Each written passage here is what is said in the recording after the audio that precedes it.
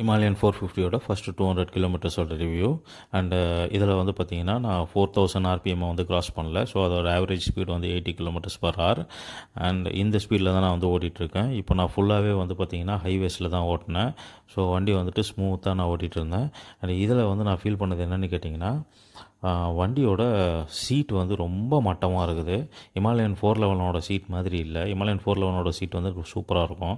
And இந்த seat வந்து ரொம்ப ஹார்டாக இருக்குது. மேபி இதுக்கப்புறம் உட்காந்து ஓட்ட ஓட்ட மாறலாமோ என்னமோ, எனக்கு அது சரியாக தெரில.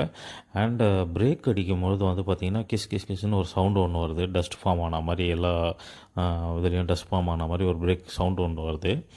ஸோ அது வந்துட்டு இதுக்கப்புறம் மாறுமா இல்லை இப்படியே தான் இருக்குமா அப்படின்றது ஏன் ரீசன் எனக்கு தெரில. இதுக்கப்புறம் எதனா தெரிஞ்சதுன்னா நான் உங்களுக்கு அப்டேட் பண்ணுறேன்.